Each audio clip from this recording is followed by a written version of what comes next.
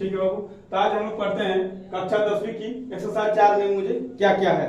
ठीक है, जो एक्सरसाइज 4 में क्या है मेरा बाबू, द्विघात समीकरण। तो द्विघात समीकरण क्या होता है, फर्स्ट चैप्टर में हम लोग क्या पढ़ेंगे बाबू कि द्विघात समीकरण होता क्या है। ठीक है, द्विघात समीकरण होता क्या है। दूसरा में क्या पढ़ेंगे बाबू कि द्विघात समीकरण को हल करने की विधियां क्या है, उसको कितना टाइप से हम किस तरह से हल कर सकते हैं, कितना टाइप से बना सकते हैं। तो फर्स्ट विधि क्या है मेरा, गुणनखंड विधि, जो तुम लोग एक्सरसाइज 3 इस समय पढ़ चुका है। ठीक है, बहुपद में।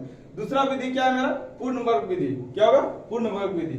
तीसरा क्या है बाबू कि द्विघात सूत्र, इसको हम लोग श्री चराचार्य सूत्र भी कहते हैं। ठीक है ना। और तीसरा चैप्टर हम लोग को क्या पढ़ना है बाबू कि द्विघात समीकरण के मूलों की प्रकृति क्या है। ठीक है ना, ये मेरा सबसे इंपॉर्टेंट है, भी है। ठीक है, ये मेरा सबसे ज्यादा इंपॉर्टेंट है बाबू। ठीक है, तो हम लोग पढ़ते हैं कि द्विघात समीकरण क्या होता है। द्विघात समीकरण होता क्या है, तो क्या होता है बाबू, यदि बोला कि पी एक्स एक द्विघात बहुपद हो, पी एक्स बोला क्या, अगर द्विघात बहुपद हो तो पी एक्स बराबर क्या होता है, जीरो। पी एक्स इक्वल क्या होता है, जीरो। हम लोग बहुपद मान के जीरो मान देते हैं ना, तो वो होगा जीरो।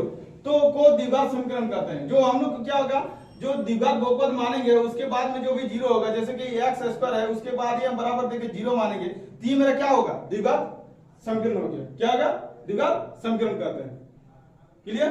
बोले कि चर x में द्विघात समीकरण का मानक अथवा व्यापक रूप, हम लोग अगर चर x लिए तो उसका जो द्विघात समीकरण का मानक रूप होगा, कुछ तो रूप होगा ना, तो रूप क्या होगा, ax square plus bx plus c इसके लिए जीरो। जहां a b c जो मेरा दिया हुआ ये क्या है, मेरा एक वास्तविक संख्या है। क्या है, वास्तविक संख्या है। तथा a इक्वल टू कभी जीरो नहीं हो सकता है। a मेरा जो है ये कभी क्या होगा बाबू, जीरो नहीं हो सकता है। ठीक है ना, तो उसी का हम लोग क्या बोल सकते हैं, द्विघात समीकरण बोल सकते हैं। देखो यहाँ अगर हम चर y मान लेते हैं, ठीक है ना, चर क्या मान लेते हैं बाबू, चर अगर हम y मान लेते हैं, चर क्या मान लेते हैं हम, y मान लेते हैं। ठीक है ना, इसका द्विघात समीकरण का मानक रूप क्या हो जाएगा, ay स्क्वायर, ठीक है, plus by plus c equal to zero.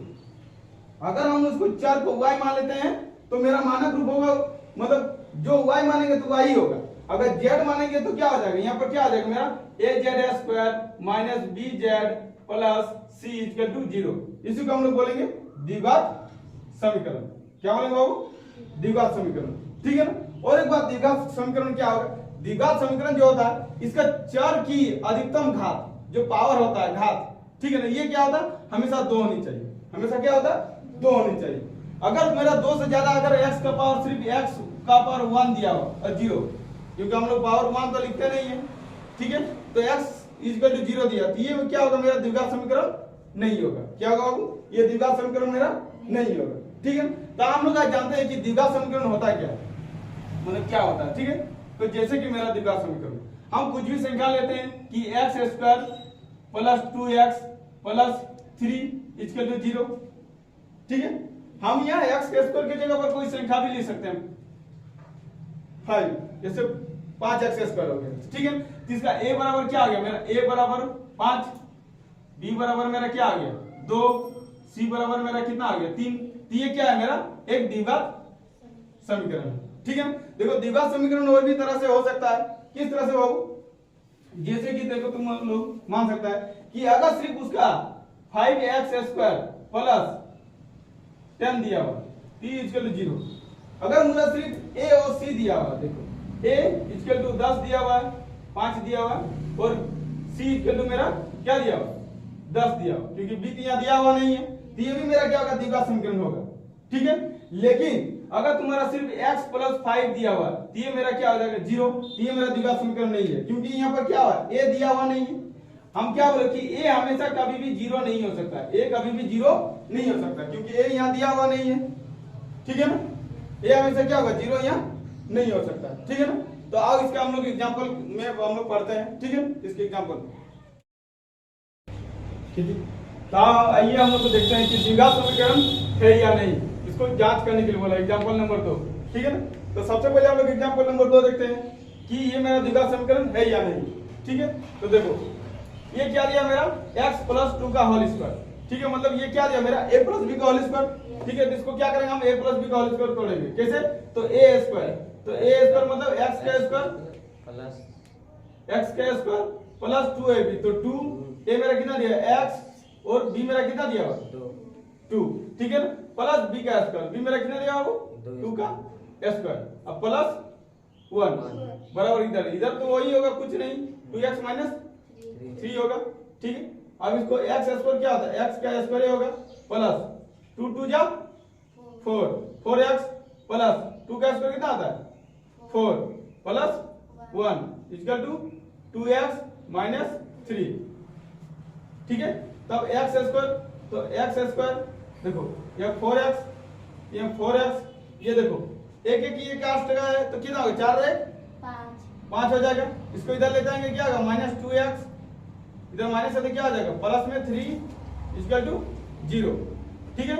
अब यहाँ देखो x स्क्वायर है तो x स्क्वायर प्लस देखो 4x और माइनस 2x कितना आ जाएगा, हमें तो बड़ा से क्या होता है जब भी हम बोले तो साइन अगर अलग अलग रहेगा प्लस माइनस रहेगा तो हमें क्या संख्या करना घटाना है, तो ठीक है।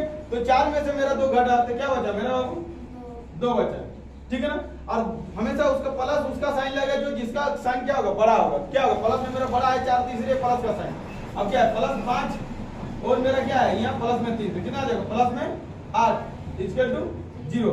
हम तुम लोग को अभी बताए हैं कि द्विघात समीकरण वो होता है जिसका चर का अधिकतम घात कितना होना चाहिए 2 होना चाहिए, ठीक है ना। तो जिसका घात 2 है तो क्या होगा, हम क्या बोलेंगे कि ये समीकरण द्विघात समीकरण है,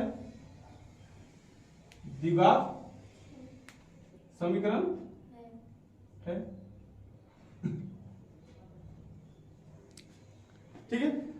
अब आइए हम लोग पढ़ते हैं उदाहरण नंबर 2 का 2 नंबर, ठीक है ना।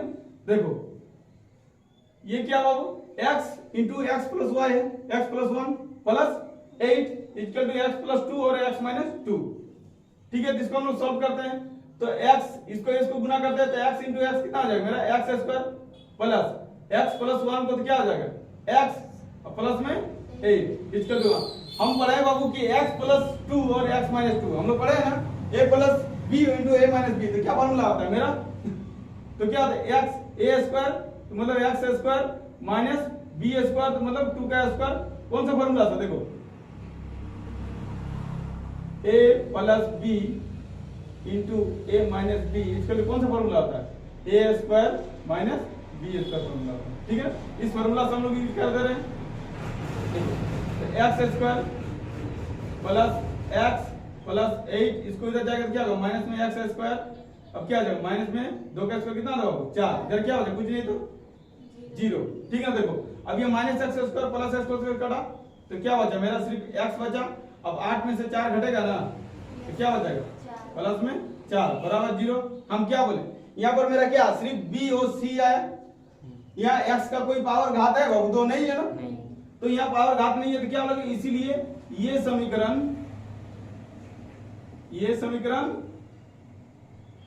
द्विघात समीकरण नहीं है, आया वो समझ में, ठीक है। वो ये लोग सॉल्व करते हैं क्या कि x प्लस 2 का होल क्यूब, तो होल क्यूब मतलब क्या होता है होल क्यूब का फॉर्मूला हम लोग जानते हैं पहले कि a प्लस b का होल क्यूब के लिए क्या फॉर्मूला होता है, क्या होता है बाबू a cube plus b cube plus 3a square b plus 3ab square होता है, ठीक है ना। हम लोग जानते हैं कि x मेरा क्या होता है x का क्यूब प्लस 2 है तो 2 का cube plus 3a square plus b plus 3a plus b का स्क्वायर बराबर इधर कितना दिया बाबू x का क्यूब माइनस 4 दिया हुआ, ठीक है। तो x का क्यूब प्लस 2 का क्यूब 8 प्लस 3 दूनी 6 और x का स्क्वायर तो x स्क्वायर प्लस 3 और 2 का स्क्वायर कितना 4 तो 4 3 12 x इक्वल टू x का पावर 3 माइनस 4, ठीक है बाबू। इसको हम लोग इधर ले आते हैं तो x का cube plus 8 plus 6x square plus 12x minus x का क्यूब और माइनस है तो इधर क्या आ जाएगा प्लस में 4 इधर क्या हो जाएगा कुछ नहीं तो 0।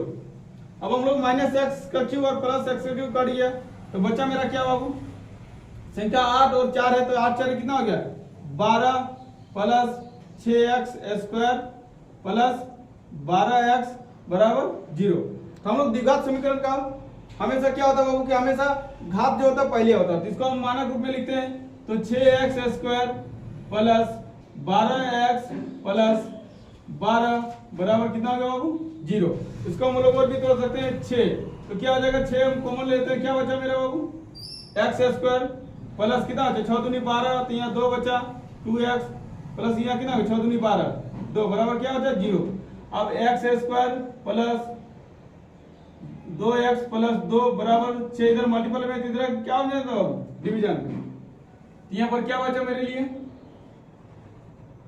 कि x² प्लस 2x प्लस 2 बराबर, हम किसी को अगर किसी भी संख्या से अगर 0 को अगर भाग देंगे तो क्या आ जाता है मेरे लिए 0 बन जाता है, ठीक है ना। अब क्या हो गया मेरा बाबू, जब मेरा कोई भी चार संख्या का अधिकतम मेरा क्या होगा मान पावर 2 है घात, तो क्या हो गया, इसीलिए ये समीकरण द्विघात समीकरण है, समीकरण है।